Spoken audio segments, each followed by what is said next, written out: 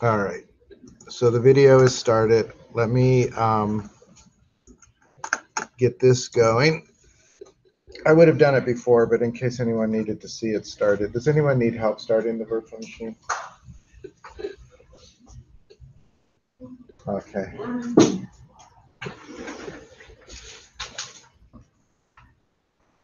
And again, on your own machines, you do not need a virtual machine. It's just extra weight. If you want the virtual machine, you can, but there's really no need for it. Postgres, if you just go to the Postgres site, you can install it on anything. It'll install on Macs, it'll install on Windows. And in fact, in some ways, it's easier to do on Windows. And why don't they just give you permissions to install it on these machines? They don't like to have any. There's like 0 permissions on the underlying machine. They just figure virtual machines. That way, the thing with the virtual machine, a lot of classes use this. They can all have their own setup. Does that make sense? Some things that are done in this class, ours not so much, but some of the networking stuff that's done in here, you really don't want on your main network because you could do some damage. But I could, if we really had to, I could just wander around and give permission for everyone to install, but it would be a pain. All right, so I'm going to P.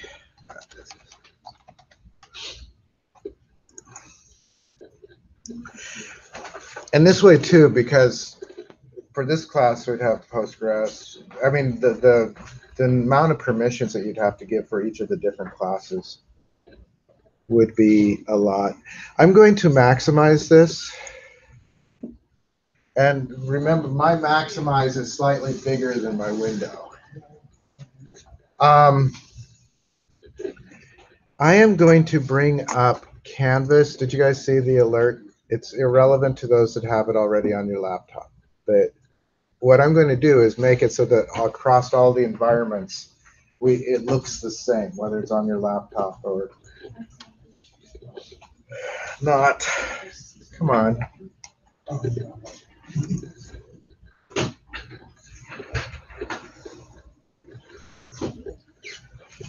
This will take, I hope, 5 minutes. It does involve some command line. So I'm going to go to Canvas. So we want Seattle Central Canvas. It's Canvas Seattle Central, right?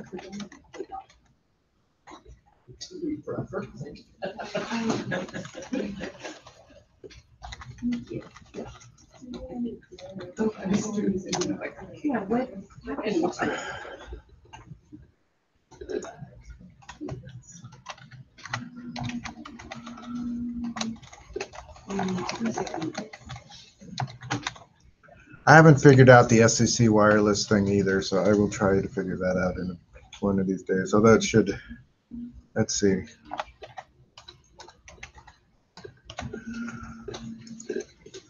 No, I don't want you to save it.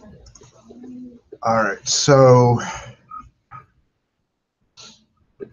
yeah, that's fine. I just want to see my class. All right, so 222. And one of the things I want to do is we have an alert here, which again I have to scroll up. So not an alert, an announcement. And I'm going to do, well, I just want to do that. Okay, so there's a few words here for the command line, and I can make it bigger. What I would suggest is copying and pasting these into the command prompt. And as I said, I'll get you all caught up with this in a bit. Rather than typing them, they're a pain. Like this one's a real pain to type. So, but you can only copy and paste if you open this inside the virtual machine. It won't copy and paste across from the outside to the inside of the virtual machine. So I'm going to launch a prompt. And basically, I'm just going to copy this first line. And what this will do, as I said, it'll give us the Python version of pgadmin. So I'm going to do Control C, go back here. When I do that, I can do paste. Now, it actually ran the command right away. That's fine. It is going to ask you for the password. In the command line, it does not show your character when you type. It doesn't even show little spots for your character, so you just have to type it right. And the password is always p@ssw0rd1. So I'm going to do that.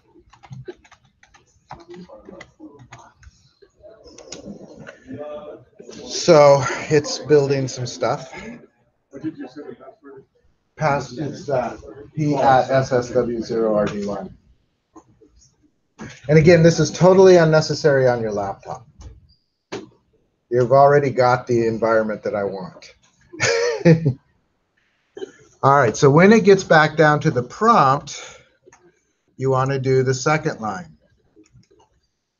It'll get a key.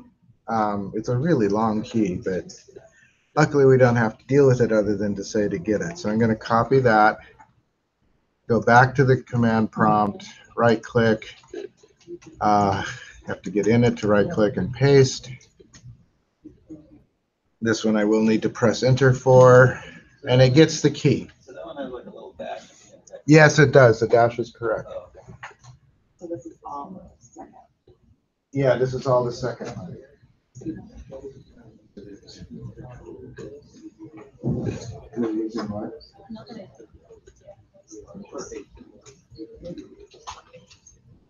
Oh, well, you should still be able to do that. Oh, you can't get into campus? Yes. I will come and take the class for you in a minute, maybe. You could,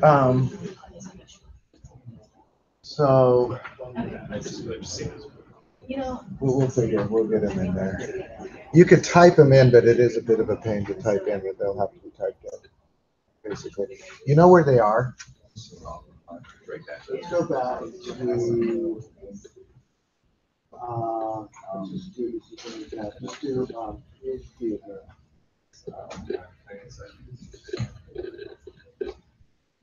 Let's say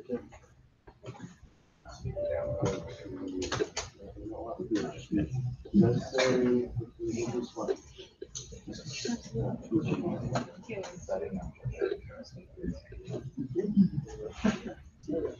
All right. Let's go. And if we go to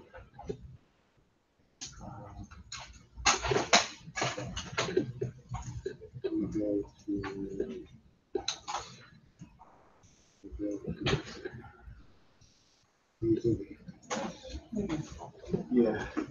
The only thing is, skip this one and go to that one. I mean, you need to do all of the commands to set that one. All right. So next line, the big long line.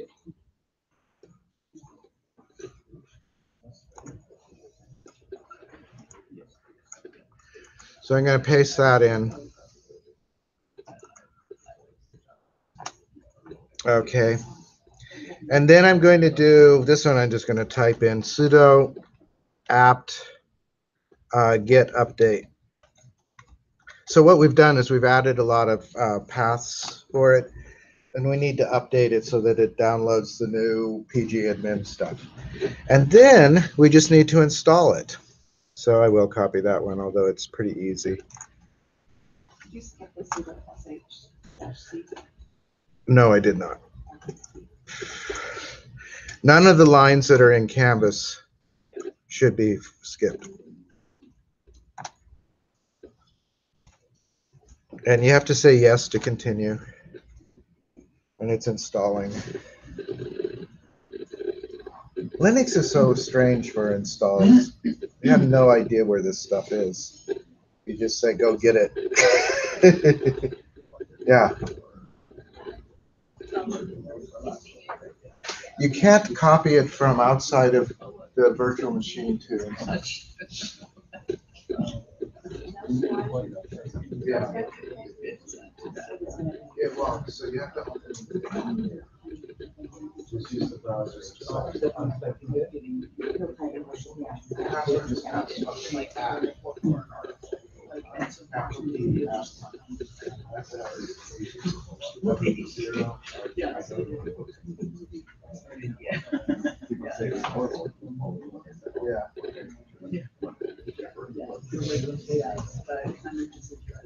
You actually don't need. You actually well, so you need the you're doing it on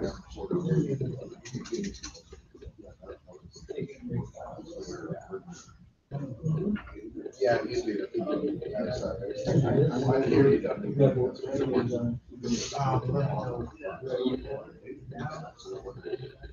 so when you go to PG admin, you can actually do this.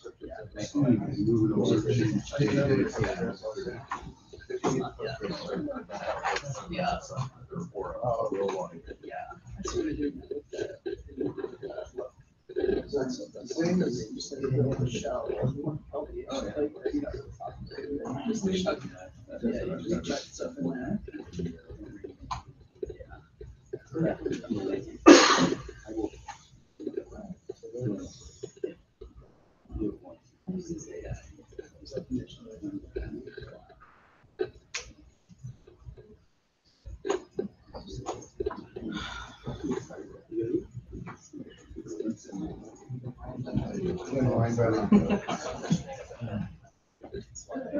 all right, so yeah, just a second. I'm done with that. I just want to show you the result and then I'll come troubleshoot for a moment and then we'll go do the SQL. So if I go down to the bottom to where there are programs. Oh, come on. This could be a pain. This is, I want to go to all. Notice there's a PG admin in your, yes, a little elephant. And if you click it, it will open up into Firefox. And it will look just like what people have on their laptop, and it's much nicer than the, what I think it's much nicer than the PHP admin. All right, so let me. Password is password. Yeah.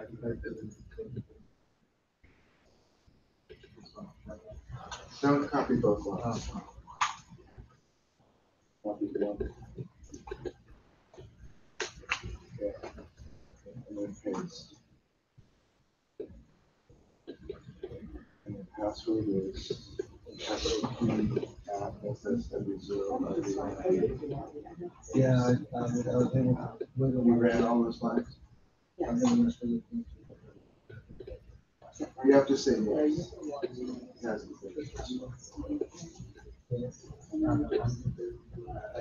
No, it does. It does. Yeah, I know. It does. It won't show you the characters.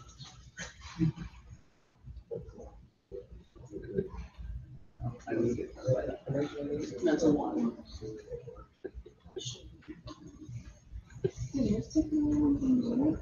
Yeah. When it's done. Yeah. Yeah, it takes a moment. Who else? We need to get you set up. The password.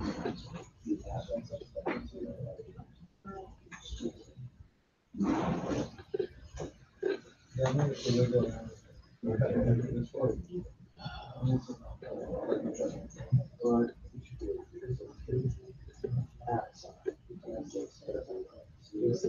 that one. I see this.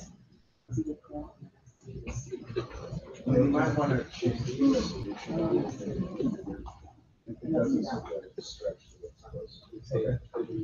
if you installed the tools, it probably would install them. That's what I missed it. Yeah, that's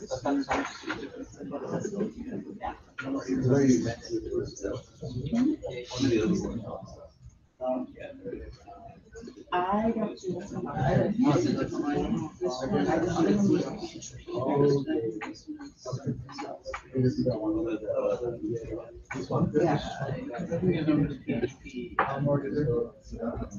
you might want to open that here, but you can't cut this yet.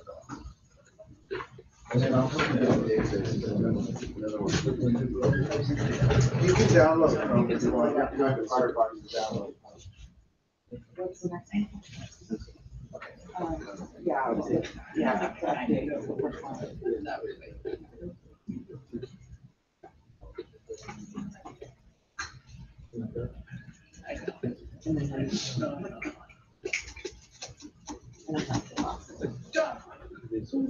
So when it's done, I go down to here. You should. No, this one I call. This one. That one you don't. Oh. That's as far as we got. Okay. I'm hearing me quite a bit. No, give it a second. You just leave it back up. I would-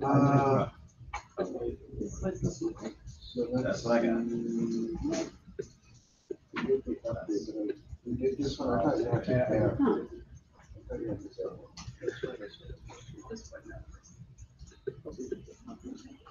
Yeah, but I want to make sure I have it on it. I'm not sure.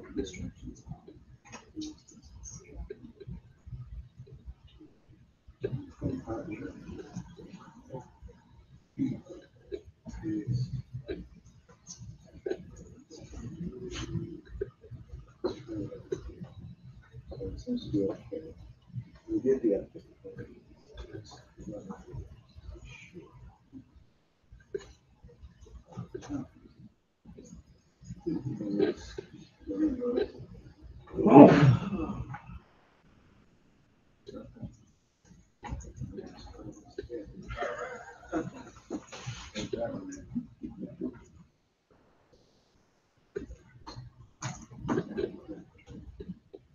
That looks good. It's asking if you want to use this. Yes, yeah. You have to open this inside of the virtual machine. You can't copy and paste across.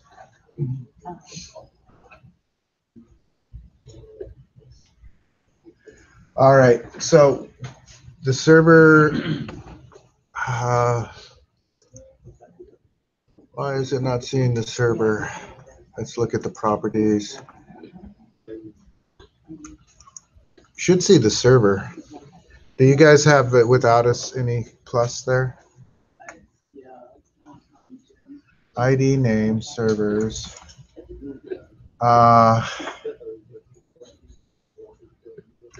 Let's see if I do create server and if I do local host.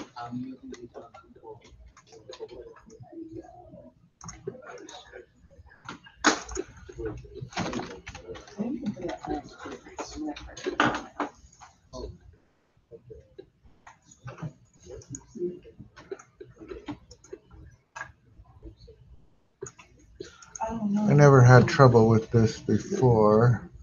Server group servers.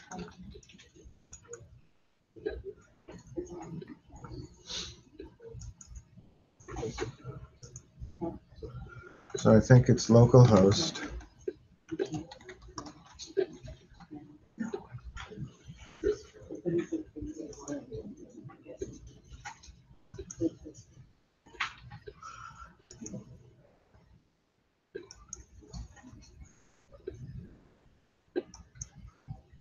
Postgres, we need the password. P at SSW0RD1.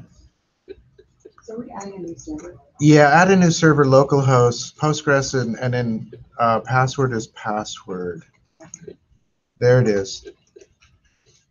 And it has my databases. If you need help with that.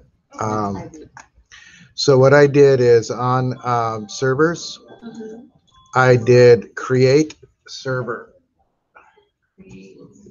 Just type localhost. Oh, type it here. Yes, yeah.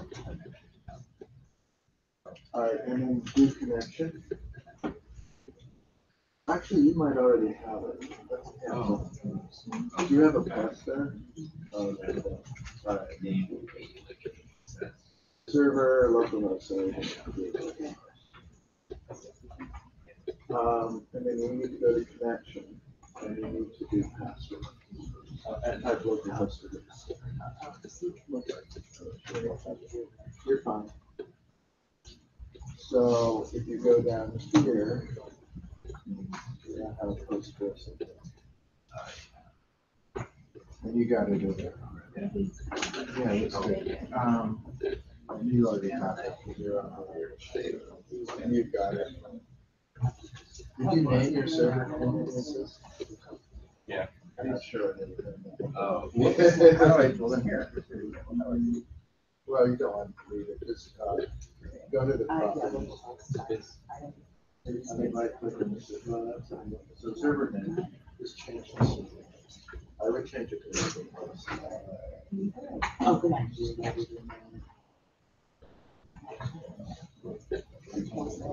Localhost. Oh, yeah.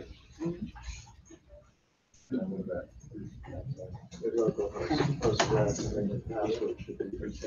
Yeah, so it should go okay, so just say. And then the planning, so when you do the cluster side of it, you're gonna have, I mean, the databases, you've got databases. Okay, now I understand. The server is not the database. Got it. Now I understand. And you're okay? Yes. You need to. Well, I downloaded Chrome twice. So I don't know where that Oh, no. I need to install. Oh, I did that. I even, I went and checked for the download. I don't know what's in it very well. Yeah. Let's set up the database real quickly. I'll just start talking. Did you do the? I didn't-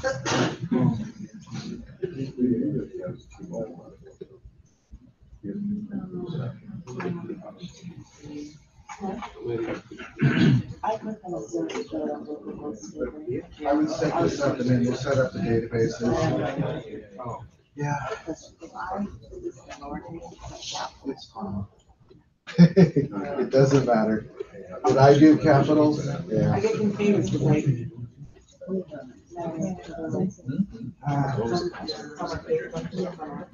Yeah, localhost, password. This is. Yeah, it's fine.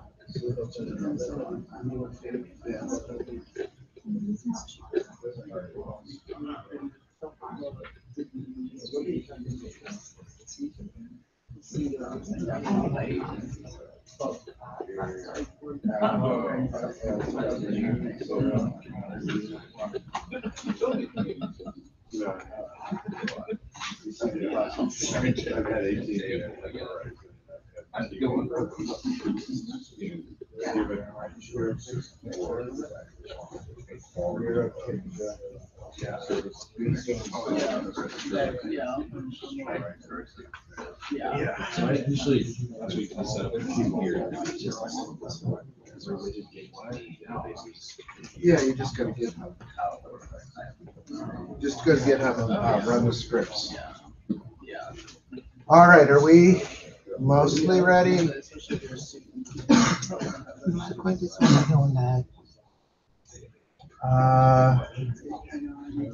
Let's see. Let's do, you ran each line separately, right? Yes, I did. But then when I ran the second line, it did not, it didn't get in the error, but it came up with, I wonder if it's because. All right, so let's try. The main home is Let's get this a little bigger.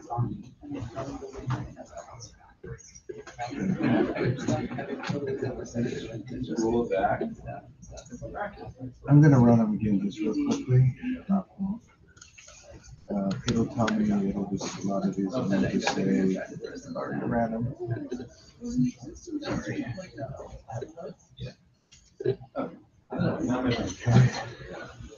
And then we run this one, this one, and this one.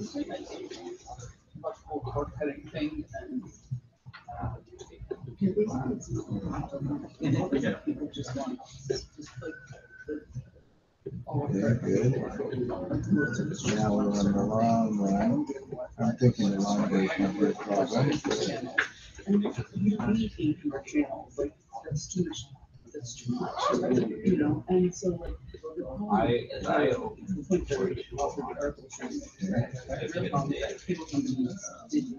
If you want to use it, They were like, look, if they had like advised us the fact that what people actually want is like, you know, I was like, Okay, you know, last one, let's hope this works.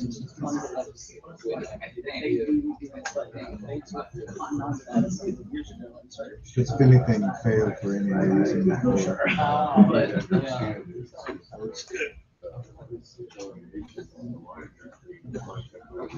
So it should be there in a minute. All right. So I need to go back in here. Are we ready? I know a couple of you need to set up some databases and stuff, but I think I want to start going.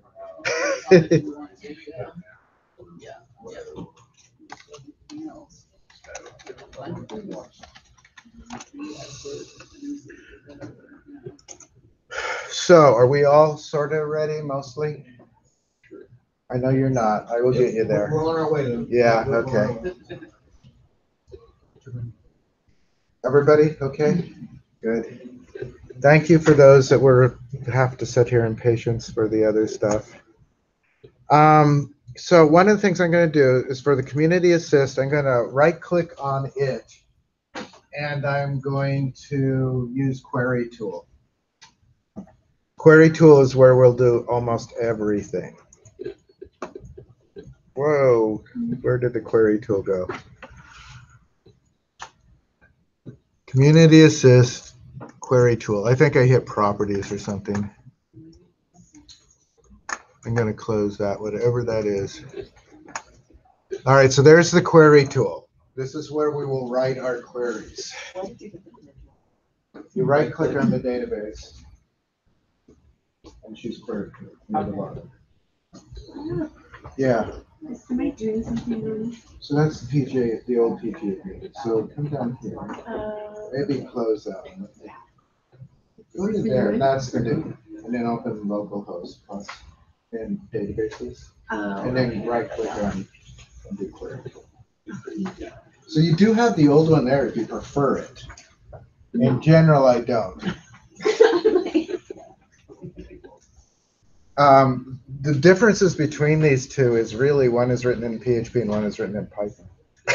But I like this environment a little bit better. It's a little bit more flexible. Okay, so are we ready? I'm going to just do a quick comment. I'm also going to check to see my font size. Not good. So let's see if I can, there's a couple of ways I can do this. I don't know if I can fix the fonts in here. I'm not going to waste time working on it. I'm just going to make that really big. I just wanted to also mention, so if you go down into schemas and public, and you go in there, you can see down there eventually there are tables. So I have to go all the way down here. And under the tables, there is a list of all the table names in the thing. That can be helpful. I know it's going to take a while to get the hang of where things are in this database.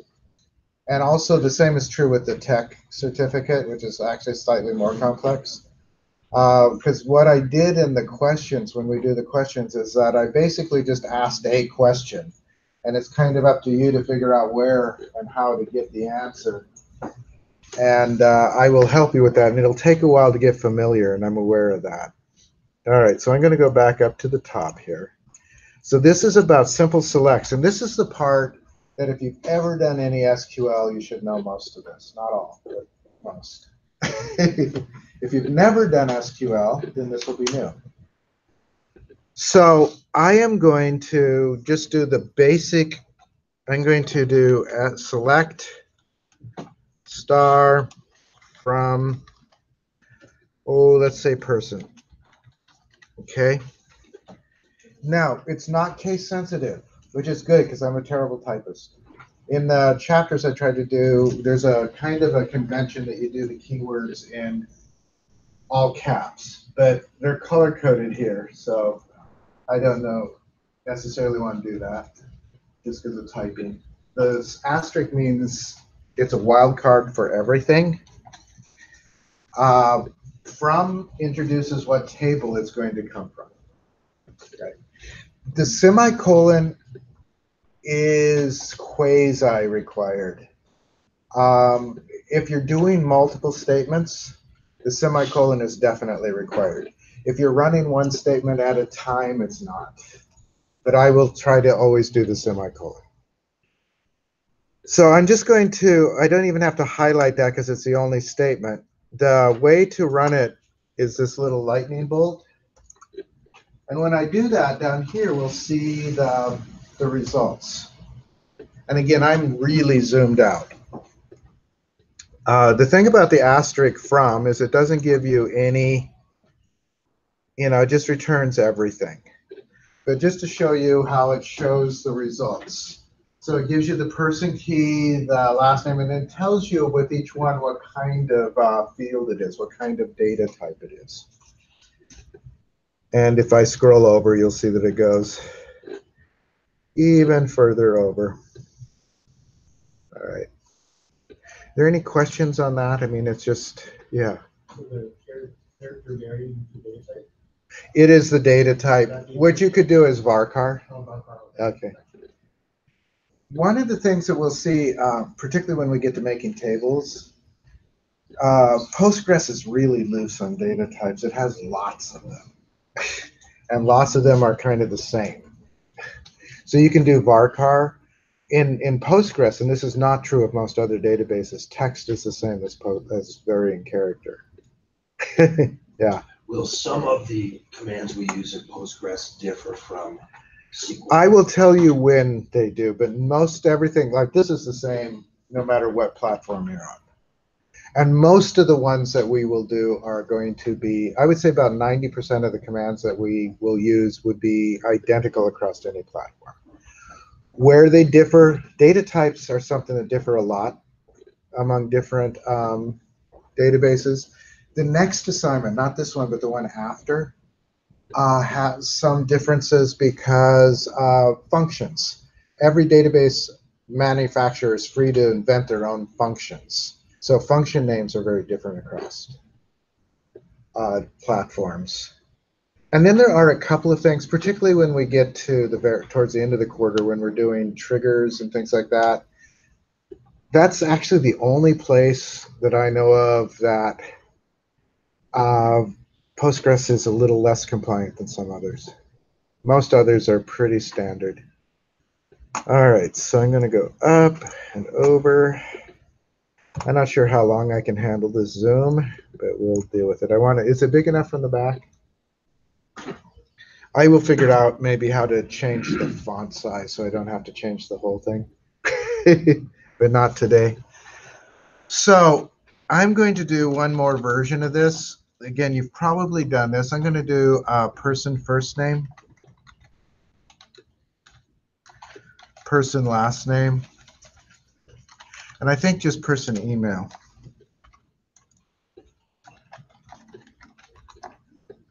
And then I'm going to do from person. We won't only use person as a table. Notice that the convention in Postgres is actually all lowercase. And I tried to do that, but I'm not always good at that. And then I'll do the semicolon.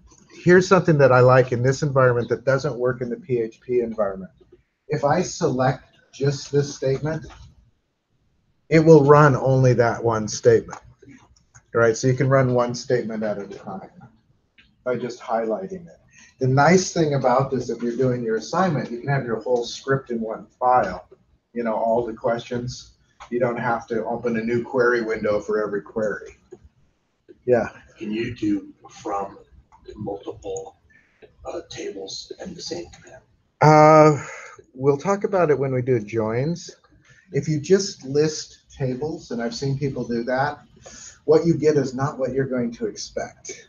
Does anybody know what you get?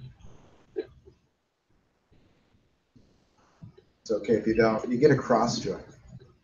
What it does is it'll match every single record in the first table with every single record in the second table, and you get an exponential ballooning of the number of records, which can actually crash your machine if your tables are working. It's not illegal because there are some times when you actually do want to match every record to every record, but it's not what you would expect. It's not just give you the data from the two tables.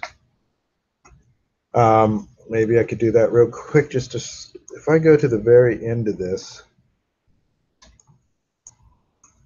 then I have to go all the way to the bottom. Well, actually, there is a quicker way to show that. If I go to messages, it says 61 milliseconds and 132 rows, right? So that's how many rows are in person. If I were to add another thing like donation, again, don't do this. This is not part of the assignment. If I go to the messages, there's 8,844 rows. There's only about 60 donations.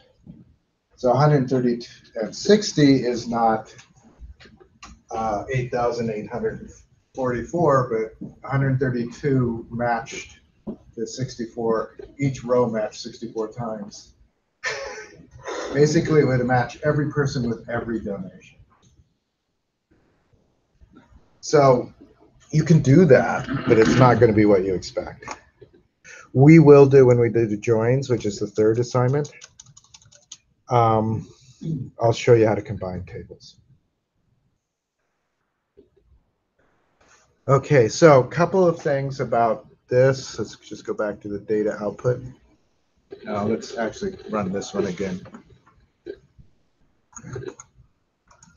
The thing about listing the columns is you can put them in whatever order you want. They don't have to match the order of the table, and you only have to return what you want to see. You don't have to return everything, right? So, and if you're doing programming, like you're a web developer and you want to put it out on the page, you should always list the columns. You shouldn't do this.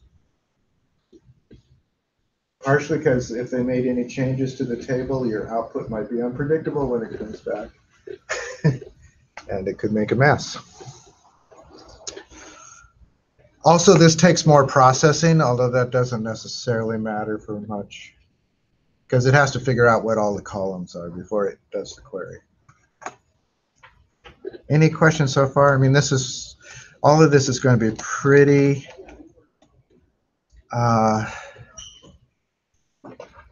I use a select star a lot, by the way, in my samples, mostly because it's so easy to type, not necessarily because it's the best practice. And when I'm trying to go through it, if it's not the concept, then I'm not going to. I'm going to show you something else here because I do ask this.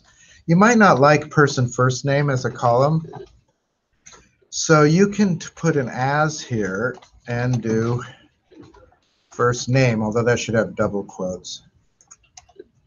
There is a difference between double quotes and single quotes.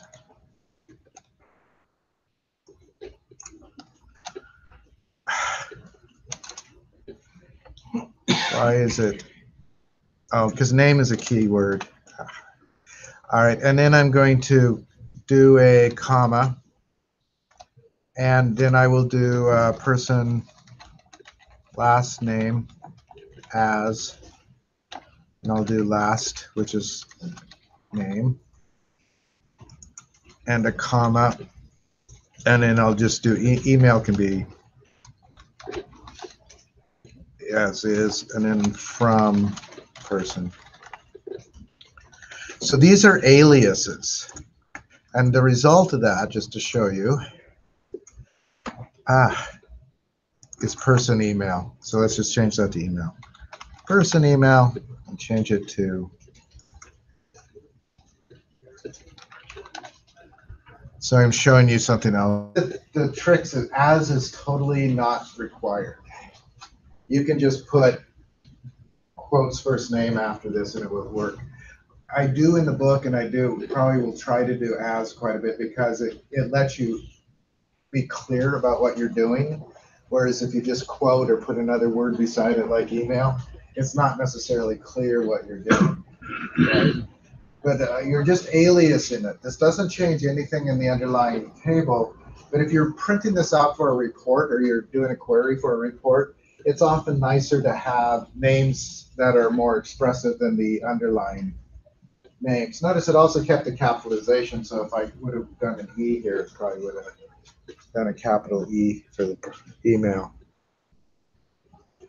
Does that make sense? There are times, but not for a while, when the aliases really matter. When you need to alias something because you're going to deal with it in two different contexts. But typically it's just for readability in the results. How are we doing? I'm going to look just so I don't forget anything. We could look at the chapter too, but I wrote down. So we've aliased. Let's do another thing. And I'm just going to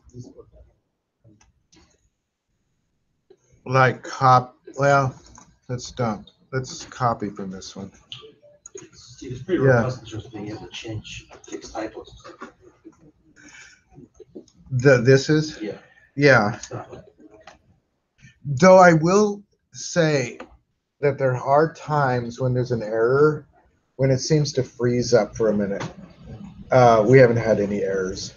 But when I do something and there's an error, sometimes I have to like click on each of these and then click up here and then click to get the cursor to work again. And I don't know why that is. It may be a feature as opposed to a bug. I don't know. I had a typo and an error message and I was able to go and fix it. Yeah, you should be able to fix it right away.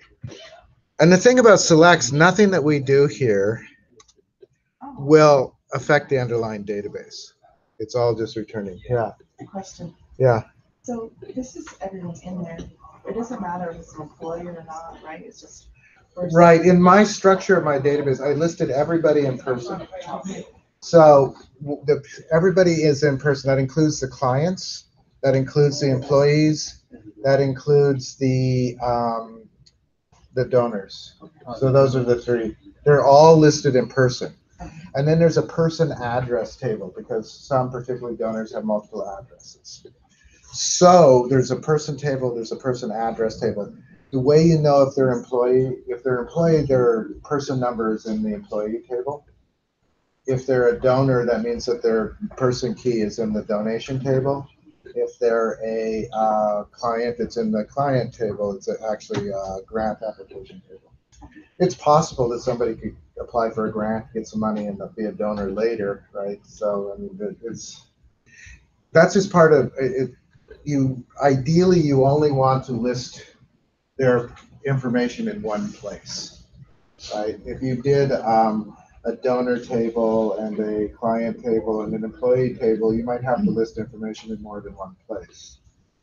Steve, so sometimes the data is duplicated when you use a key. Is that correct? The only thing that's duplicated is the key.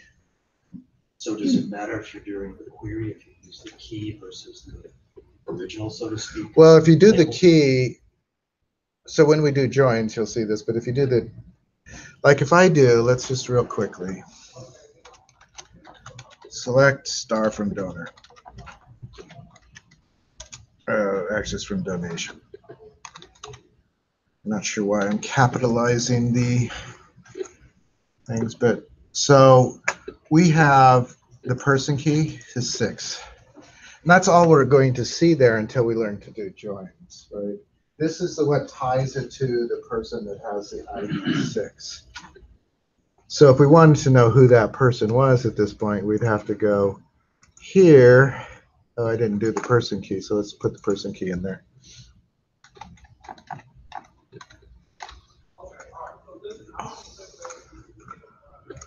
So person key 6 is Louis Mann, or Mann, yeah, Louis Mann.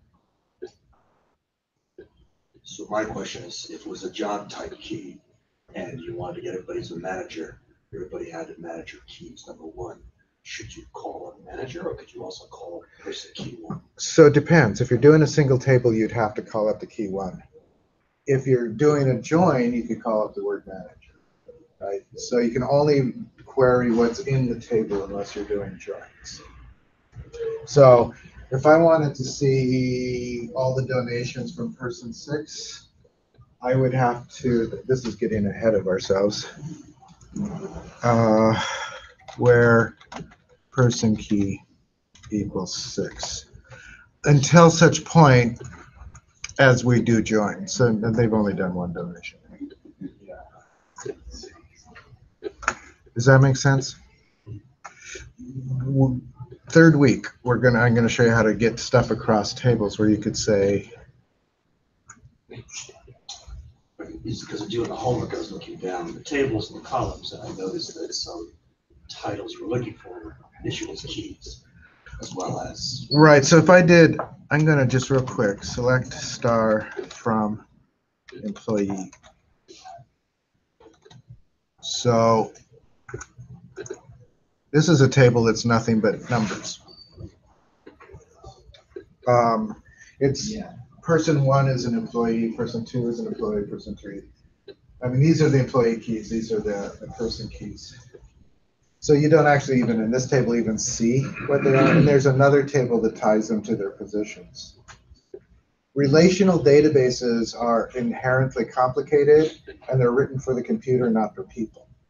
When we do joins, we start to bring things back together for people, right? So that introductory chapter does have some stuff on the relational model, if you need. The overview chapter, I think it's called. But yeah, the things are joined by keys, and you have to, they refer back to another table, but they don't, when you do a query, it doesn't automatically bring that up. Where I was going before that, and questions are fine. I'm quite good with going astray. What I was going to show next was how to sort. Order by, and we can order by whatever we want. Let's order by person last name. Order by is what you do for sort. So notice up here we have Allen, Anderson, Baker. You know, there's a couple of Bakers. And then we've got their first names over there. And we've got Banner, Baylor, got a lot of B's. All right. So that's order by. I'm going to copy this. The reason I'm copying this rather than just changing it is I will post this in the blog. Everything that we do in class I will post in the blog. So there are the code samples from the book that are available in GitHub. These will be available in the blog. Because I'm not necessarily doing exactly the same thing when I'm in class. Probably, unfortunately, I am free-forming it a little bit more. So one of the things I'm going to do is do DESC. What do you think that does? Descending, yeah, reverses the. It reverses the order. So now instead of Allen, we have Zukov, Zorn, and Zimmerman at the top.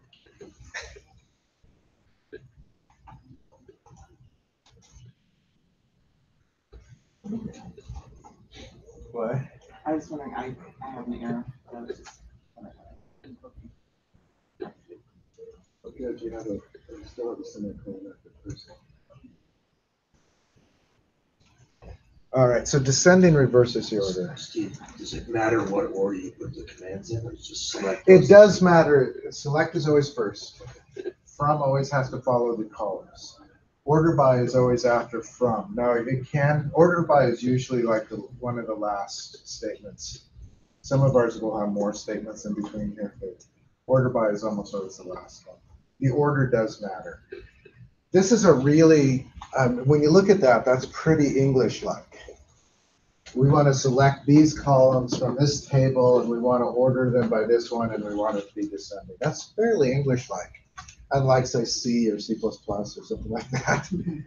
But it is a computer language. So one of the things that'll drive you crazy is if you put a comma there, it would all fail, right? Commas are enough to make it crash. If you were to put order by in front of from, it would fail. Another minor thing that I will mention, but only briefly, is that when we get a little bit further into some things, it doesn't process things in the order you write them either, like it would in a procedural language. In a procedural language, it goes top line, next line, next line. This one, actually, we don't have any where criteria, but we did that up above.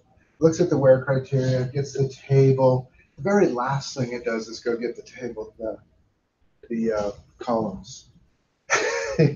Doesn't matter, except that sometimes you'll be surprised because you do something down here that you have to reflect up here, even though this comes before it when you write it. Does that make sense? Because the underlying database engine tears this apart basically and does it in its own way. It's not a procedural language. It doesn't do it top to bottom necessarily. All right, I want to do a little bit more with the order by. So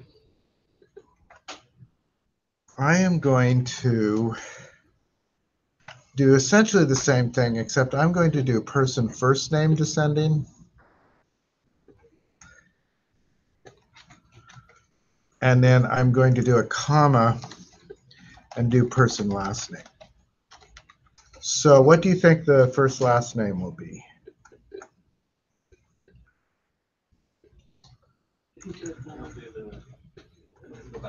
Did I lose my S somehow? It'll be the last name sorted and then the first name is at the last. I just, so the first name will be in descending order. The last name will be in ascending. So let's go back to the top.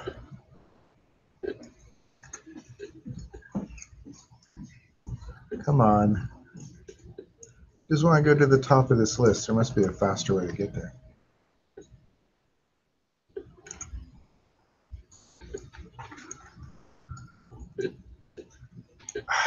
It goes down easily. It's not going to the top. Why is it not going to the top?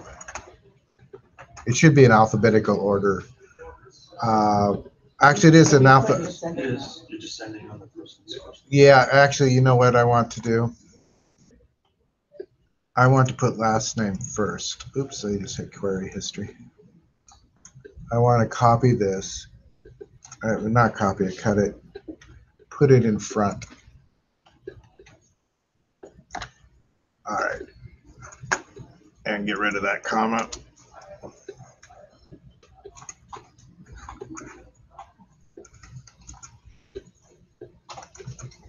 That's what I was looking for. I screwed myself up. So the thing is that I was trying to show you is that DESC only works on the column it's next to. It doesn't convert everything. So the person last name, because we don't have descending there, now we're at Al, right? Anderson. Then we got two Bakers. Notice that it's T first and then Sally. So the last name, where it's relevant, is in descending order. This kind of thing. So this is primary sort. This is secondary sort. You can even do a third level sort. That actually can be really useful when you're looking, you want to sort by year and then by month, say. You know, so you can have multiple level sorts. It's always leftmost is the primary sort, secondary sort. And descent, if you want them to be reverse sorts, you have to put that on every column that you want sorted that way. Does that make sense? I had them in the wrong order initially. No questions? That's okay. Yeah. Steve, last thing you want to do in a table like this, we mix up the relationship between the columns. Is there anything you might do that in error might do that and still run it? What do you mean? So in other words, lose the linkage across the rows? I don't think you can. Okay. Relational databases are really good at that. And these selects have no effect on the underlying tables. These are just what they call result sets. Yeah. I just want to make sure I'm understanding. So when you do order by, it basically sorts it in order as the Right. comma is eliminated. So there's a stuff goes. primary So, sort. Okay, so and we'll a- do that one first, and then the next one, and then Right. So if this were year, it would sort by year first. Okay. And then if this were month, it would sort by year. Okay. I mean by month, inside of the Inside year. of here. Okay. Yeah. Okay. Got it. That makes sense. The default is always the same. Yeah.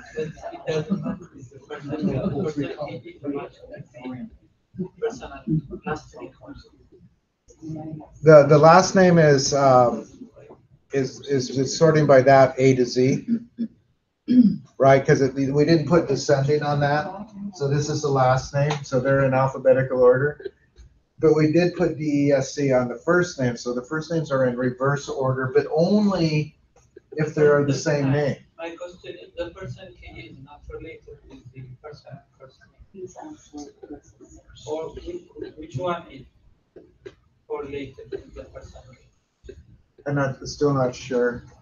The person key is. These are all the same. The key, notice how the keys are all screwed up? Right? These are net. My question is the 71 person key is 44 Allen. Yes. Well, so this is for Paul Allen, 79.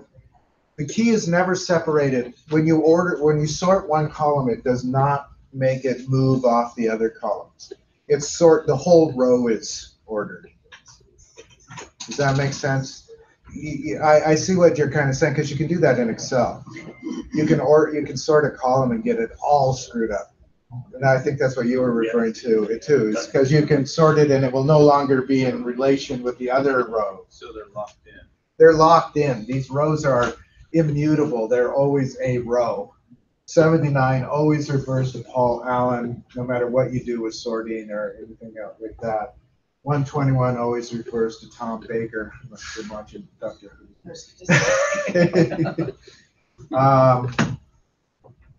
You know, these numbers always, the row is immutable. It can't be scrambled. I never thought of that as a question, but that's actually a good question because I haven't done Excel for a while. I know in Excel you can screw that up. Yeah. Other questions? And again, sorting is a really useful thing, particularly when you're starting to create reports. A lot of SQL is used for reports, getting data out to make reports from the database. Any other questions on that one? So we've done alias, we did order.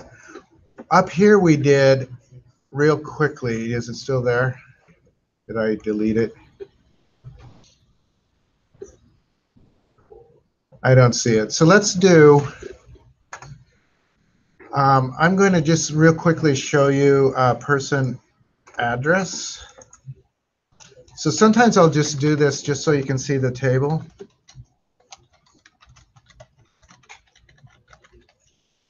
And then we'll run some queries on it with a where clause.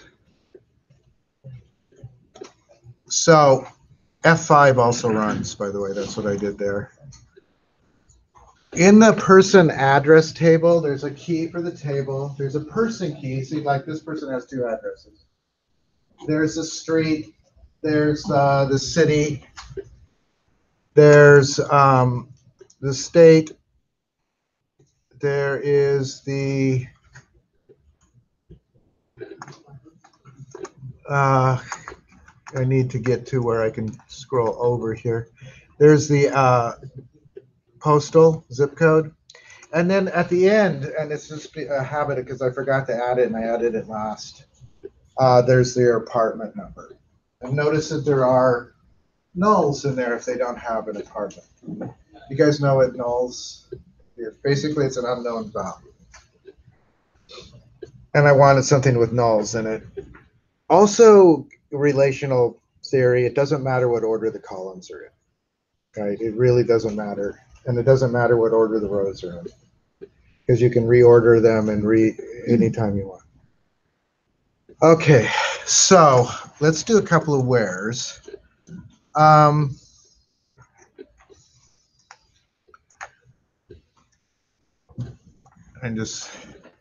hate this Zoom.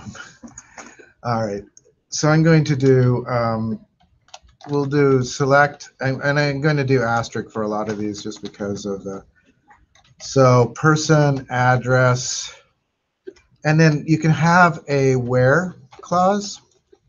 Where does something, with the columns, you can list the columns to select which columns you want to see. Where lets you select among the rows. So if we wanted to see, we would say person, address, city. First of all, I'll just do equal Seattle.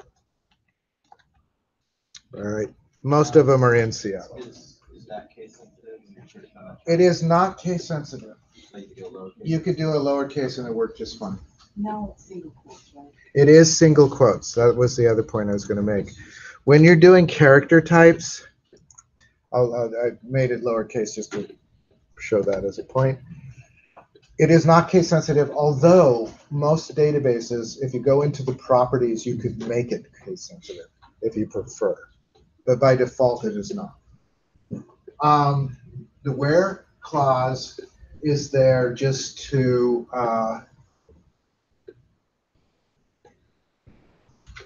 sort among rows, and you can do a criteria. Equal, it has to be an exact match, although it is not a case match. Single quotes for character. It won't allow double quotes. I'll show that in a second. Well, first we'll do it with the single quotes.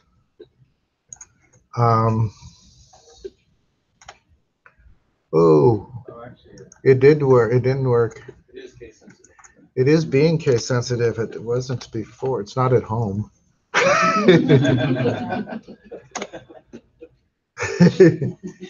It may be that You set up your home.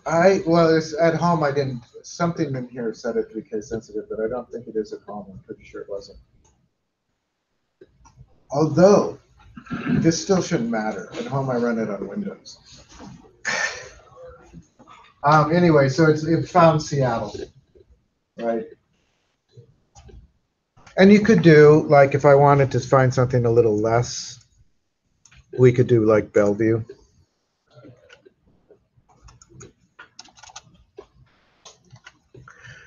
So I'm just going to change that to Bellevue.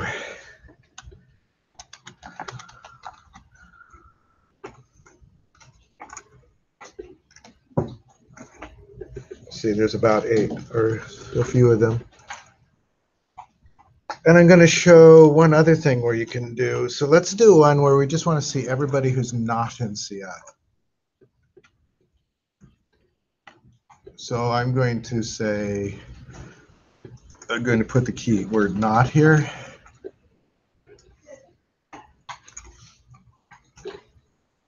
And so it'll give me, whoa. Oh, I said not in Bellevue. I want not in Seattle.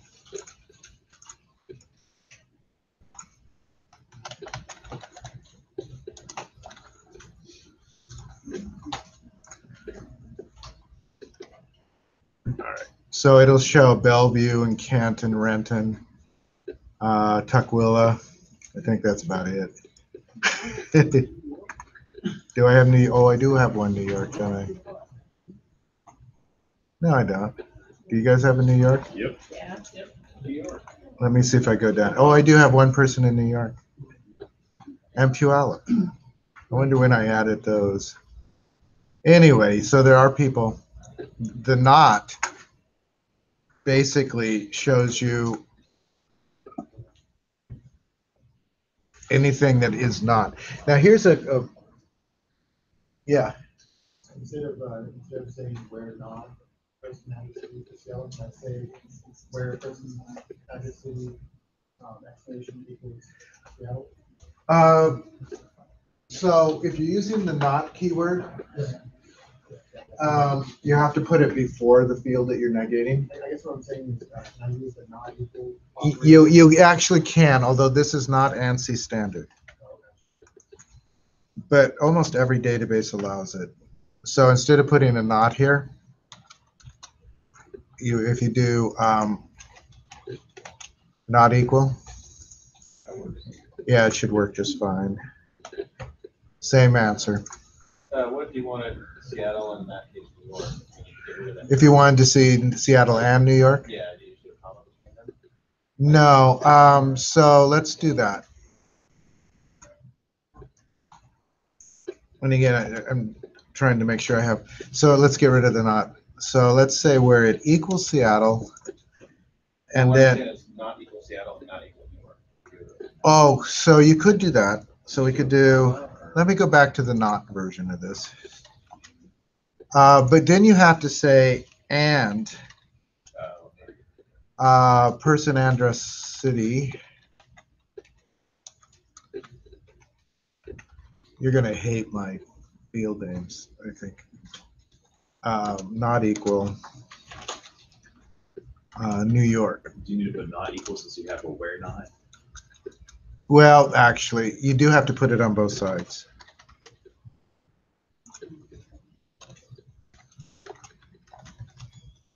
That should work. Let's try it.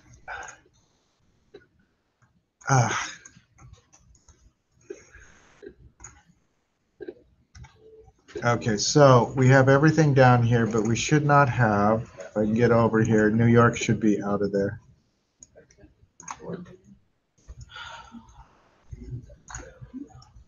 So there are and or not. We kind of did all of those together, just like the Booleans. They behave just like, they can get really complex when you start combining a lot of them, like which has precedence. I think and has precedence over or, but it and not has precedence over both. But it can get really complicated. You have to be quite careful when you start doing lots of and or nots. The other thing to note is that you have to repeat the column name on both sides. It won't. Yeah, four. Yes. Okay. Is this making sense? These are, I mean, these aren't, this is the beginning stuff really, but there's still questions in it. I mean, there's lots of things that could, there. All right, so remember in the apartments we had nulls? I wanted to show you, yeah, we did. They got rid of New York. And it gave us everything except New York and Seattle. So I'm going to do a select. Again, I'm doing star just to keep from typing a bunch. We're going to do it from person address. And I'm going to say where person address apartment. Actually, let's just do, so we can actually see this. I'm going to do person address. Actually, let's just do person key. Person address street. Person address apartment. Is that what I called it?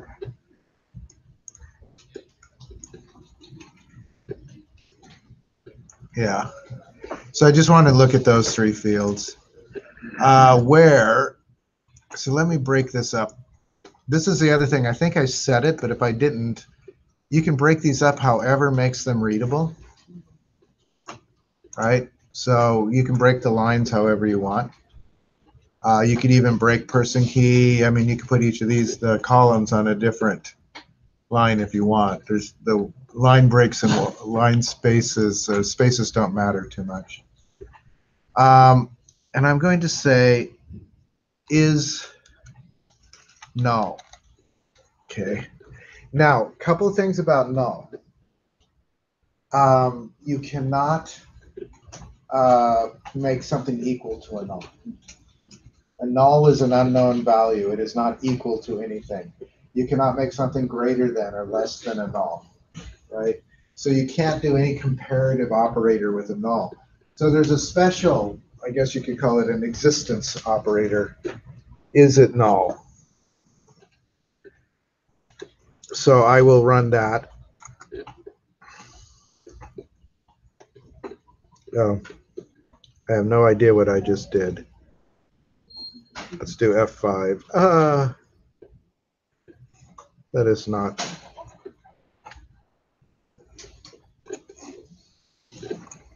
What is F5 supposed to be? F5 will run it, but that's not what I pressed the first time.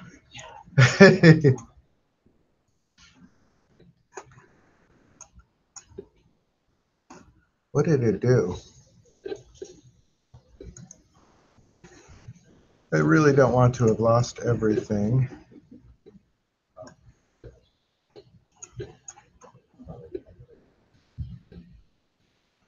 Go back. Yeah, you. I don't know.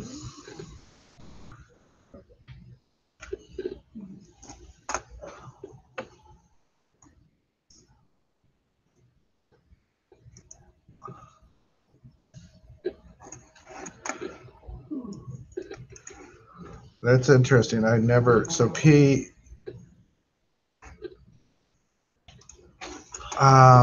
restore session, scripts. Why is it not? All right. Did I think I killed it.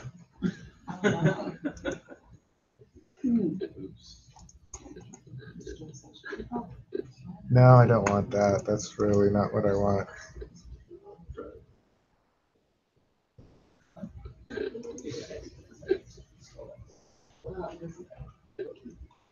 Wow. I'm just going to go down and load it again. We'll continue from where we were. I may have to recreate those for this blog, or maybe just go with the code in the GitHub. Oh, wow. So if we break it, we break it. I've never don't press F11.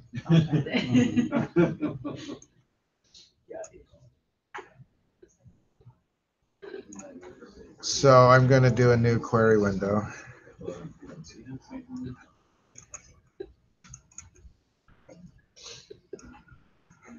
All right. So I have a question. Sure.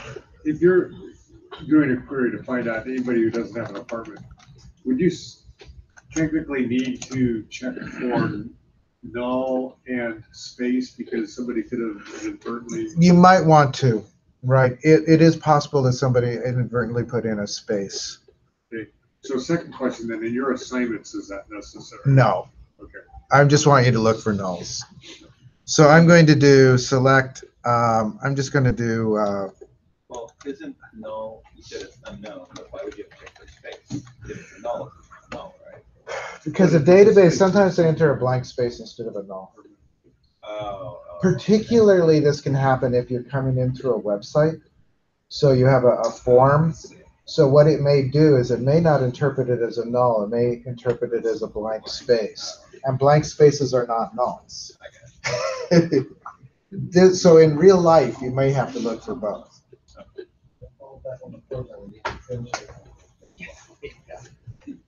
So I'm just going to do person, address, street, person, address, apartment.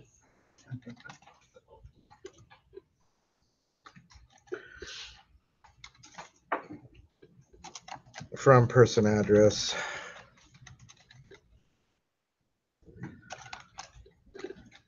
So where, so person, address, apartment, and then I wanted to say is null. All right, so again, this is only looking for nulls. And it will return the nulls. Now again, it won't return empty spaces if those were to exist. How would you do that? If you wanted to look for an empty space, and I don't think, so let's do or person, address, apartment.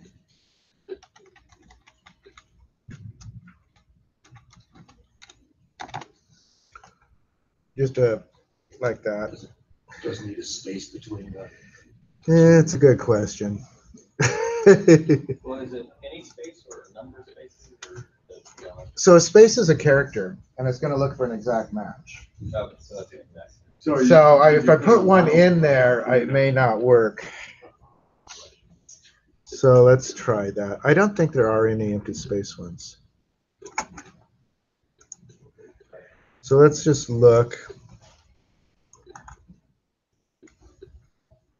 See, I think they're all nulls. Partially because of the way I entered data.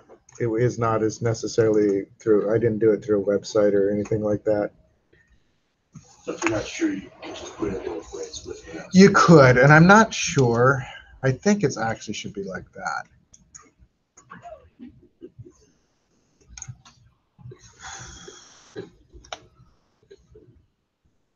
Let's just see if there's any empty spaces. I could enter one with an empty space, but let's not do that right now. But that's actually a good point because it could easily have empty spaces. Yeah. Would you recommend using the replace function to find empty strings and then put nulls in there? You could. I mean, it depends on your database and how important it is. Nulls, I think nulls are generally preferable. There are actually built-in functions. I don't know about any to put empty spaces in there, but there are database functions to replace nulls with zeros in a numeric setting. But I think that's actually still a kind of a questionable value. Like if you're doing an average, these are unknown values. When you turn it into a zero, that's going to affect the average a lot, and it may be not that accurate. By default, when you do averages and things, it ignores nulls. It doesn't include them in the count. So, yeah. If an empty space was stored, would it not recognize two empty spaces in a row as the same thing? Two empty spaces is different than one. So two spaces is different than one space. Computers are very literal. So, but typically when you get an empty space, when I found that I get empty spaces is when I create a web form and you press a button to enter and you don't enter into a field. Now, you can specify for it to put a null, but if you don't, it tends to just write an empty space. The other thing I'm going to do is just show the opposite of this, which is not null. Oh, and let's get rid of the or. And again, it runs just fine without the semicolon, but you should put it there. So these are all of the apartments that are there. And it'll go down.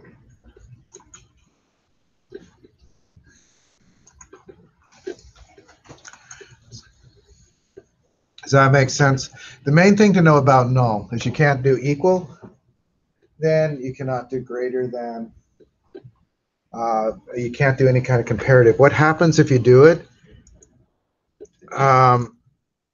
So let's say, I'll just do this one more time.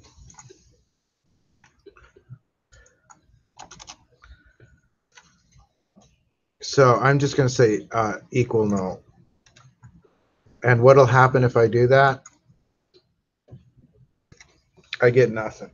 It doesn't throw an error, it just returns nothing. Because what it's literally looking, I don't know what it's looking for, but it doesn't throw an error. I'm very sort of surprised with that. And this is true. Nothing that we've done so far is different on any database that I've ever. They deal with nulls about the same. So Why does it not recognize that? Because nothing is equal to a null. Null is an unknown value. You can't compare it. So nothing is equal to a null. That's why it uses is as an operator. Is just looks for the existence of nulls. But you can't compare it to equal assumes that we're looking for some literal match. I'm curious if greater than null works. Because it might in this environment. No, it doesn't work either. You just can't compare anything to a null.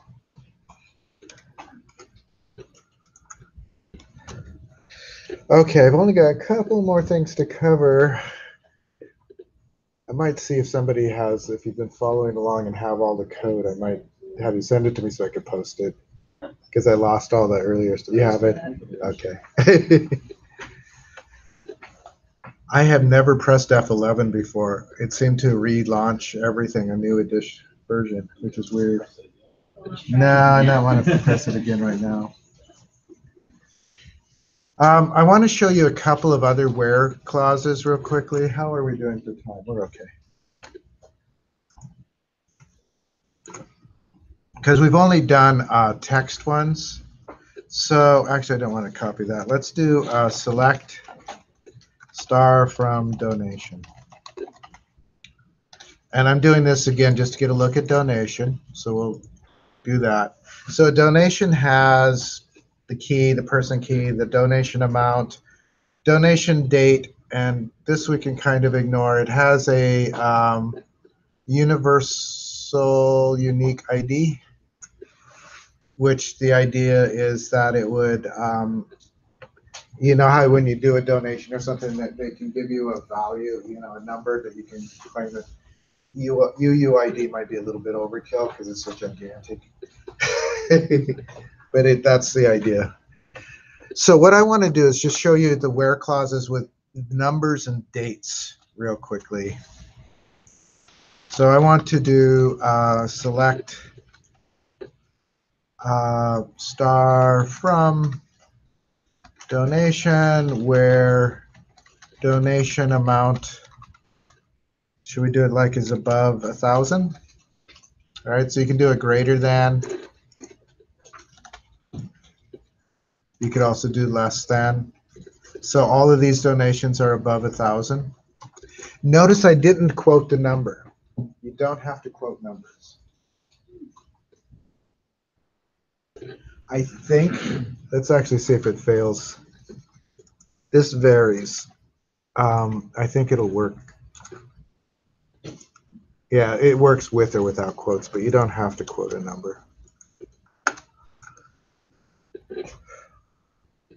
And you can do, you know, just like you can do greater than, you can do less than. And you can do less than equal to, right? You can do all of the comparison operators.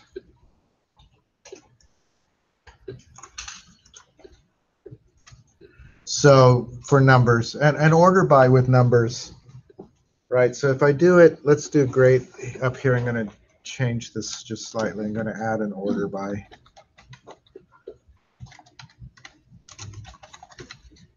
And we'll do it by descending, so the top one will be the biggest one.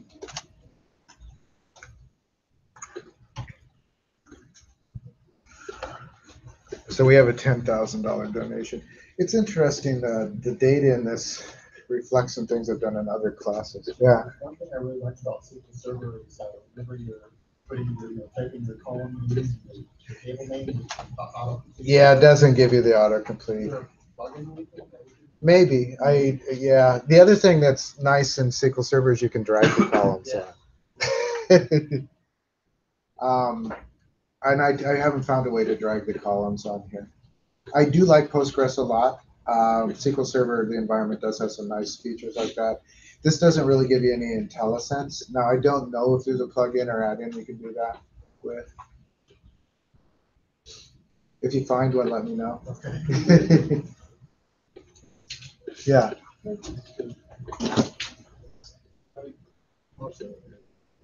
You have a semicolon up there, you get it again. Because it's all part of the same statement. Could you just do 2 queries to do something between these values or keep it one? You know, you can do, so what do you want? Instead of between 1,000 and 1,500. Sure. That's actually a very good thing, and I'm not sure I wrote it down, but it's actually something I wanted to cover. So let's say between 1,000 and 1,500. That actually should work, just like that. Notice it's inclusive of its ends, meaning 1,500 is included in here. A lot of times when you do comparative, it doesn't include the last number, but this one does. Yeah. I'm assuming you can only do that with numerical values. You can do it with dates, which is really nice. Okay, but not like not strings. Basically, you couldn't do it with the first name and last I don't name or think you could something do like it with, you know, I haven't tried it. that. Okay. It might resolve the names into their ASCII values and treat them as numbers. Which would not be one probably, but yeah. Well, these could Okay. because ASCII is in the right order. Yeah, I mean, it would actually, it kind of works, I think. But not we. Yeah. Actually wanted. So between works, between is a really nice command for just doing this kind of thing. It's also really good for dates. So what dates do we have? Between June and December of 2016. Yeah, except that I want to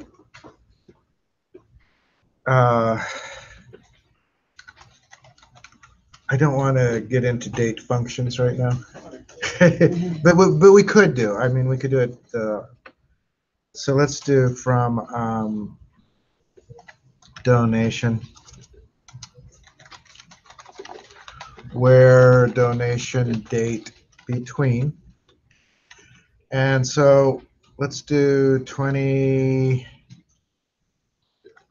So there's 2017-6.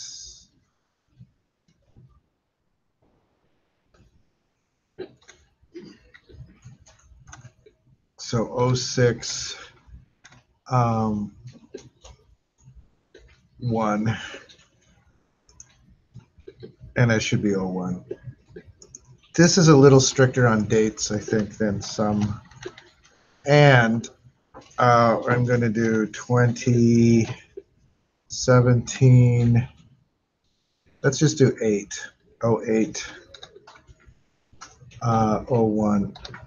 I have no idea how many that is, if any. I think there's at least a couple in there. She left off the 01. No, it would say it's an invalid date. Yeah. So it did return, and everything here is 6 and 7. So there weren't any in 8, I would guess. Or if there were any in 8, they were after the first. Right. So I could do this as 7. How many days are in? This actually has the same effect. What is 30 days and 31?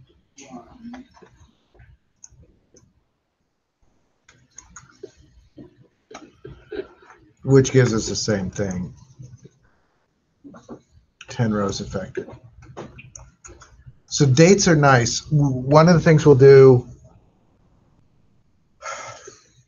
we meet again Thursday. Thursday probably. We'll see how, I want to give you some time to work on this thing.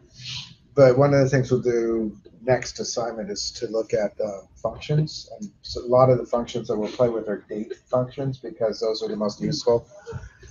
Doing things like being able to extract the year or extract the month, you know, from a date, so you don't have to write out the whole date. The other thing that I want to say, these have a timestamp.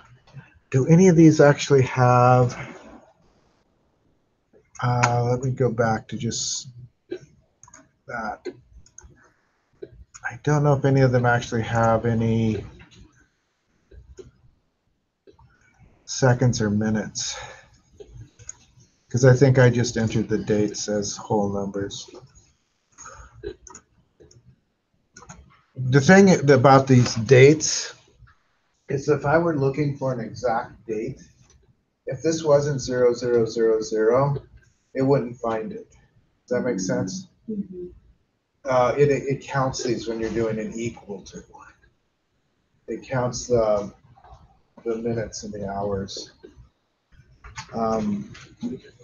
I could show that. This goes into some stuff that's we're not going to do for a while, but then let's just do insert into donation.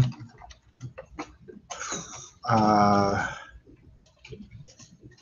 I want, so person key, this is be about a few weeks out, though you probably have done this before.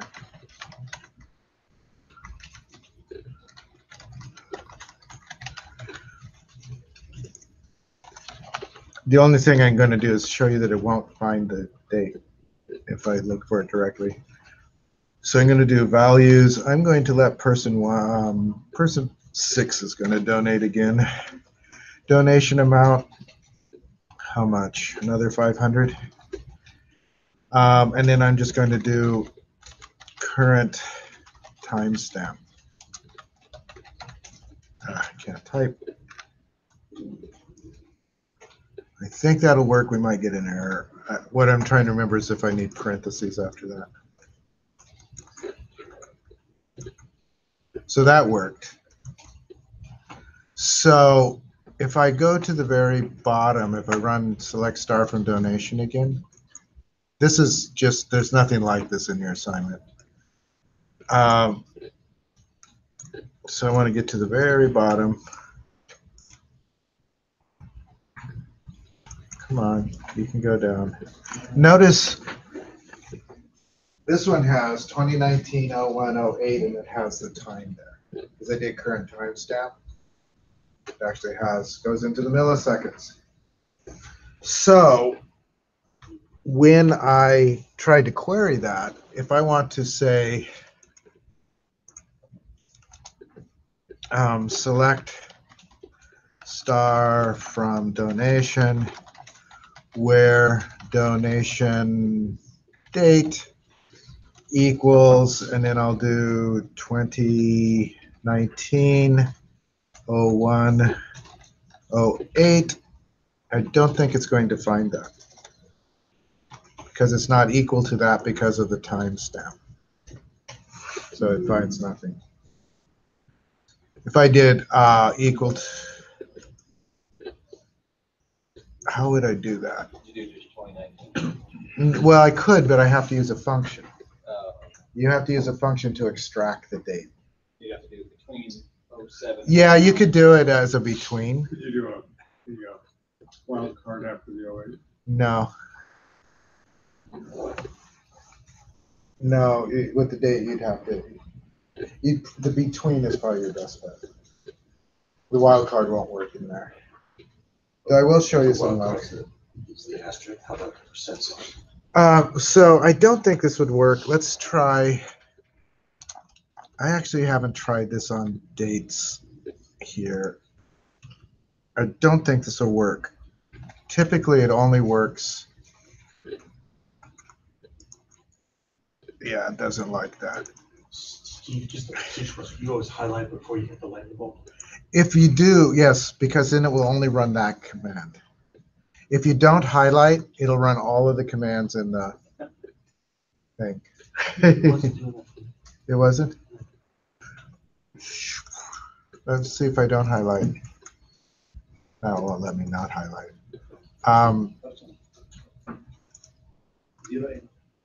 Yeah. Yeah, the percent sign I put there to see if the wildcard worked. It didn't.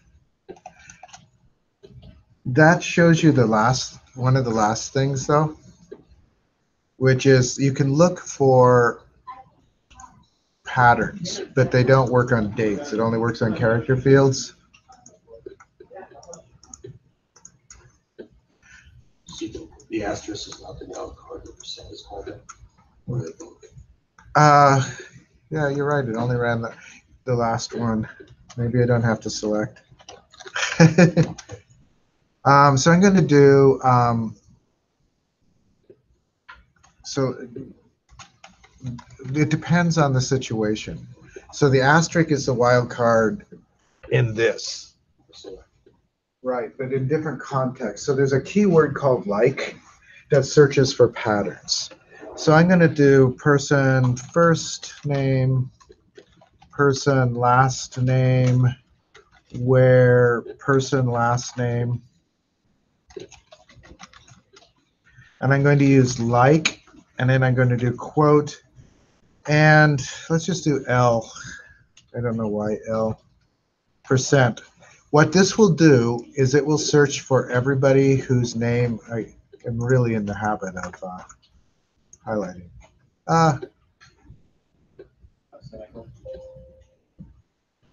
Semicolon isn't the problem. Oh, you know why?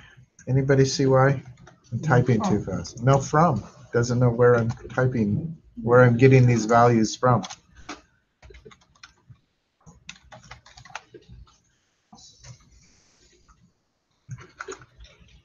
It may take me a long time. So these are all people whose last name begins with L, right?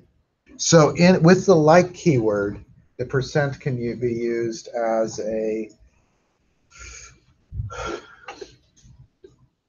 as a wild card. There's other wild cards you could do. I'm trying to look. So in that example, you could do L and E and get the first two. Yeah, that's right. If I did LE, or if I did LN, it would only return the people. I'll never stop highlighting. Okay. Now you could also do, these are exactly the same. I mean, this is for any number of characters. There's also a wild card. I'm just trying to think. Are there any names that are close enough for it to matter?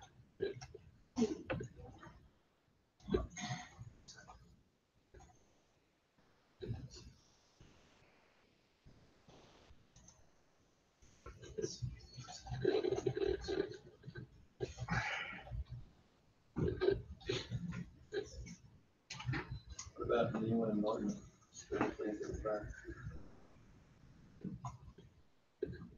Well, so those are the same. I wanted to show like one character. I'm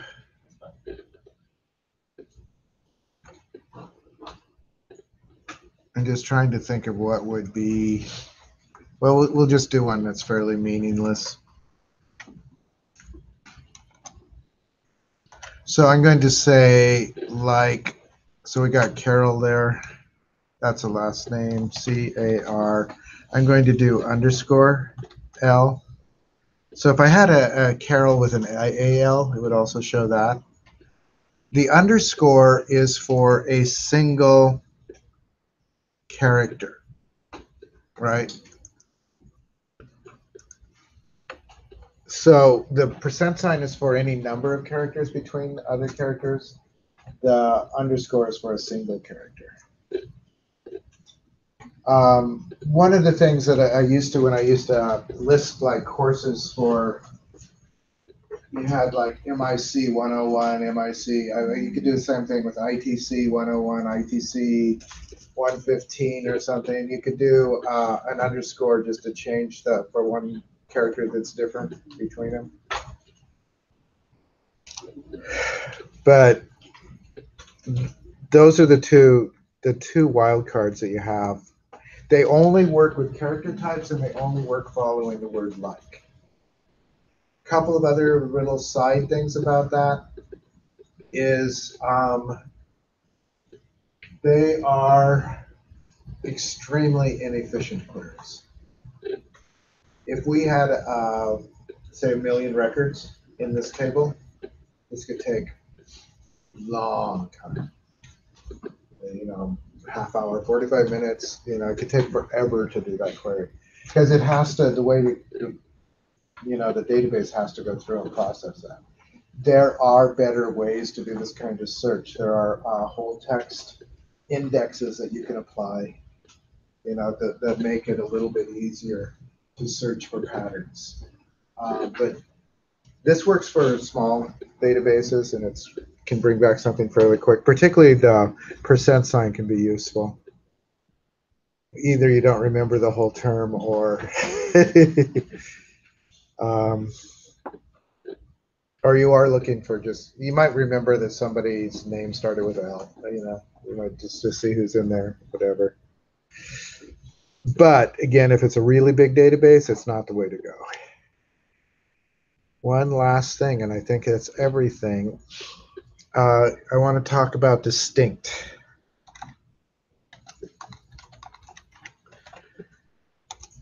And distinct, let's do, I'm just going to do select star. Actually, I don't want to do star. I want to select person key from, let's do from donation. All right. And maybe we should order by.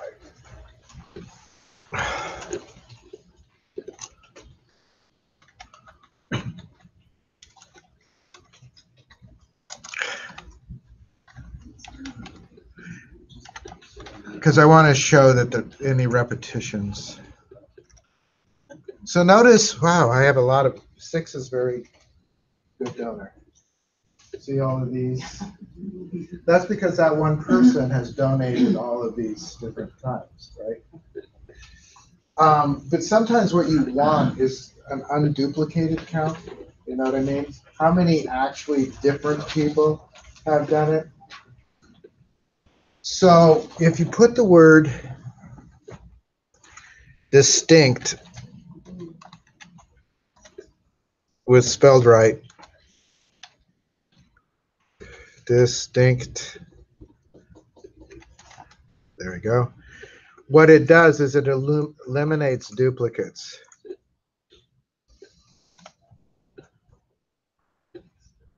So now there's only 1 6. Right? Any duplicates are removed from the list. That's really good when you need to count duplicates. Also, I don't know if I have it in the chapter or not, but distinct, what is it? There's a slight, I'll have to look it up because I don't have it right on the top of my head. Postgres is the only database I know where you can make distinct apply to a particular column in a query. In most databases, distinct always applies to the whole row. But you can make it apply to a single column in Postgres. And I think it's in the chapter. If not, I'll look it up and I'll show you. Because it is useful. And a lot of people have complained over the years that they want distinct to apply to a column, not to the whole row. And it is possible to do that in Postgres. So I think I covered everything that's in the assignments. And if you mail me the things I can post it, thank you. Do you have my email? Or you can do it through Canvas, yeah. You already did it? I did do everything, I sent you everything that. Okay, that's good. Then I can just copy from this from where let's go back. I'm going to zoom down a little bit.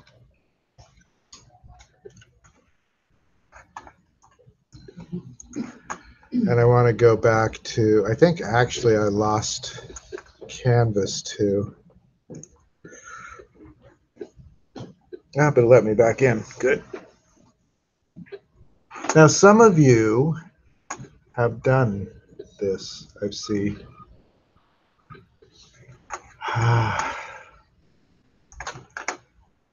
Being big here is a problem with this. So I just wanted to go over the assignment real quickly.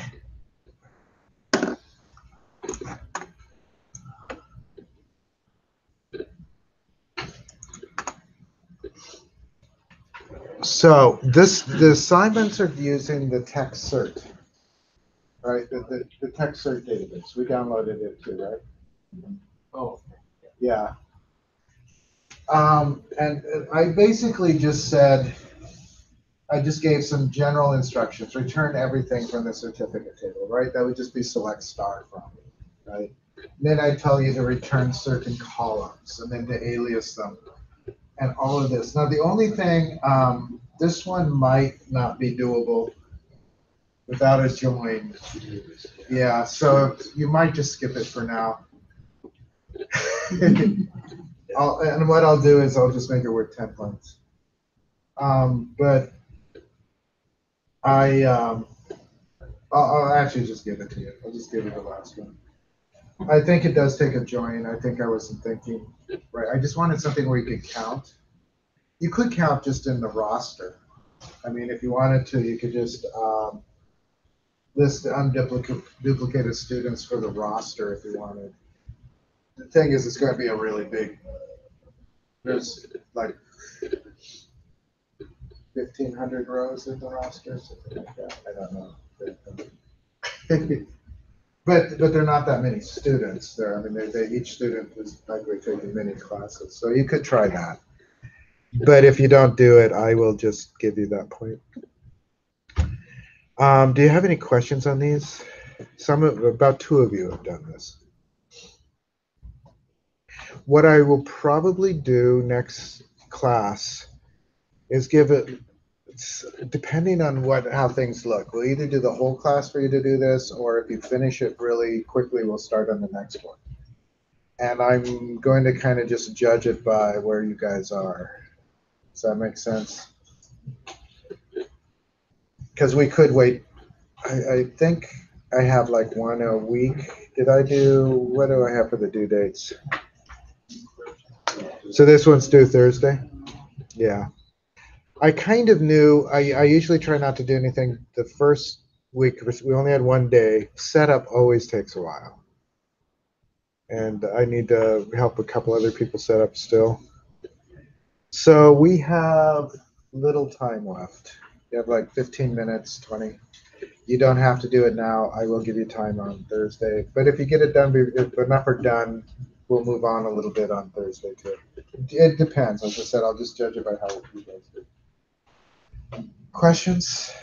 Yeah. Steve, on the highlighting before the lightning bolt, I found if you make an error and then you go on, it'll tie you up. Yeah. Everything you've done before is correct. You don't need to highlight. Question, do you have any suggestions on file structure for saving stuff? So if you want to save these, that's actually a really good idea. So one of the things you can do actually for the assignment is you could just highlight and paste into Canvas if you want. Now, if you want to say which which question, you could do dash dash, and you could either repeat the question or give just a number. I mean, that's really nice, and then copy and paste it. But you can also notice there's a little disk up here. You can save the file. So if you save the file, you probably want to find a folder for it that isn't this. Again, this is in, so I might go to like home. There should be a documents. It's giving me the entire file system.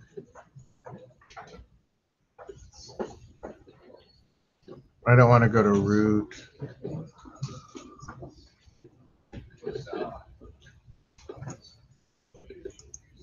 On Windows, this isn't an issue. I would just save it in my documents. So let's do.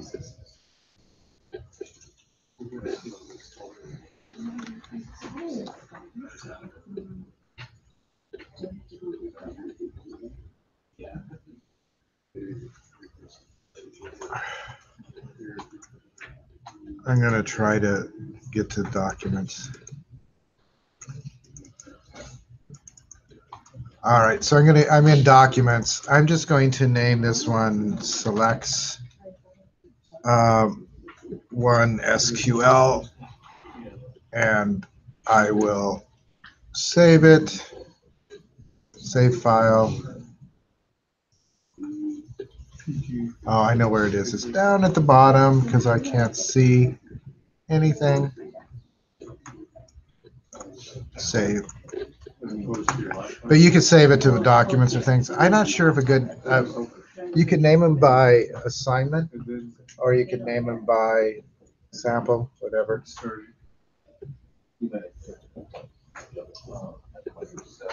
And then you have to. And if you want, I mean, if you save it, if you don't want to just cut and paste it in there, you can upload the SQL file. Canvas is smart enough to realize the SQL files are text files and it'll open them. So you can upload the file to Canvas too if you want. So I start by right clicking on server. Yeah. Yeah, I don't download this online, even though it would bring the picture on there. So the after ends in the world. Did it finish? It did. So let's go down to here. Yeah, there's And there's PG, I think. What's it? There's a standard. I should have the databases, but I'm going to set you up with the databases in 2 seconds. It should open up in Firebird. Do your servers. Just click on it. Plus beside that. All right, so we need to go to right click on it.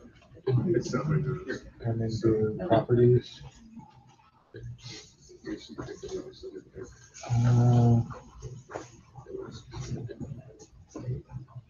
Why is it doing?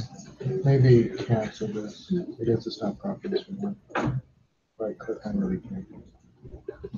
Create server. No, not the group. All right, say localhost. One. Yeah, one word. Go to connection. Right there. Localhost again.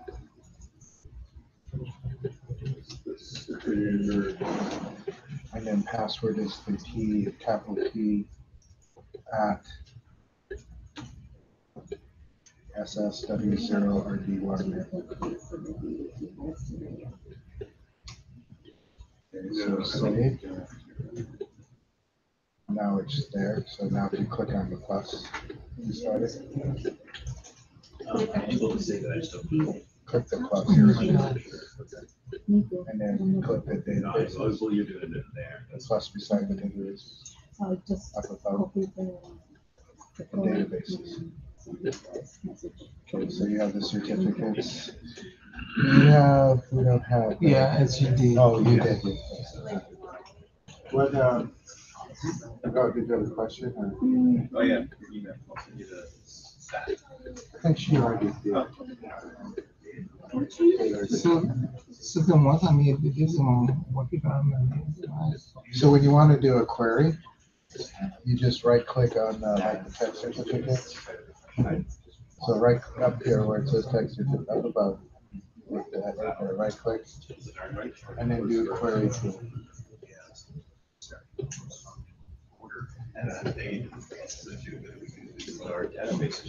So in terms of getting out of this, Well, I'm trying to set it up on laptop because I live in North Carolina. sure. But I don't know how to do it. So open up the so what's your password? This password. Yes. It's what you put in. That's it, just the password, right? So automatically save. So, So you close out. yeah, I don't have the databases, right? No, I don't, I feel like, did we have directions for that, or should I just follow you? Oh, I Well, see. but I could help you. Let's do that. But I say no. So, yeah, so right click on database. Create database. Do communities.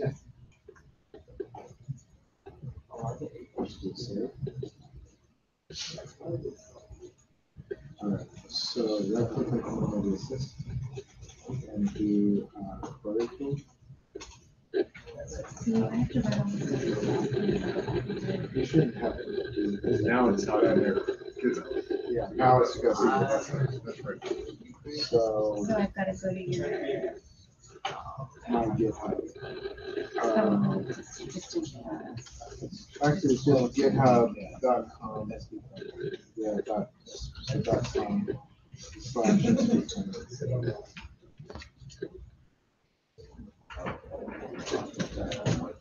Database schema. That's one. SP content. Yeah, there's another S under. So I use one. So do underscores. And then you'll see. And the best way to copy that is to do.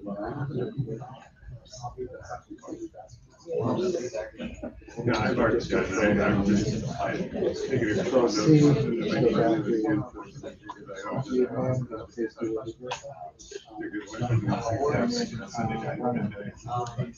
right now.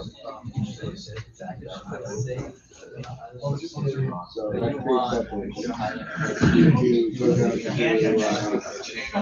schemas.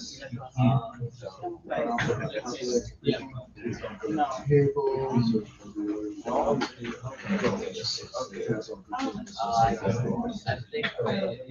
So you do exactly the same. Go to database. Yeah, and the database will not be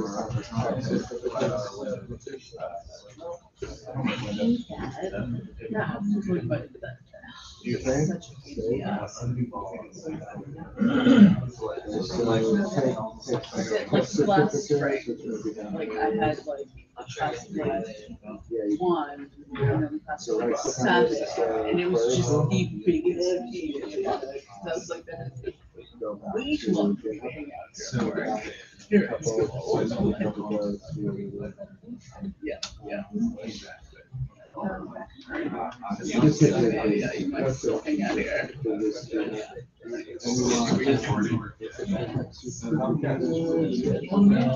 Yeah, I was trying to use the outer scripts. I was trying to with all the words. Usually, sometimes even if I don't get an hour, I sometimes will understand everything after that much time. Yeah, like. I would wish I could get something. Is there, is there a way to,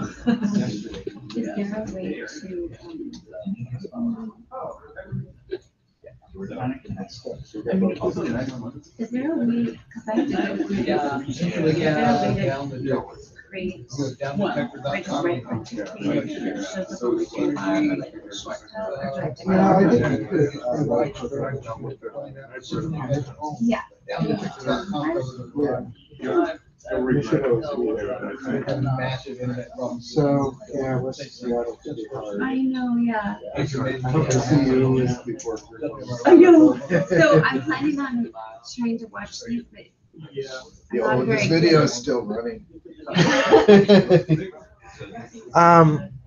You can always email me if you need to. Well, I have so many questions and. Yeah, well, and questions are good. I want you to have questions. I hope you can make it here, even if you're late, you know. So we'll see. I'm not sure how horrible this will be. I want to stop the video, then I'll come.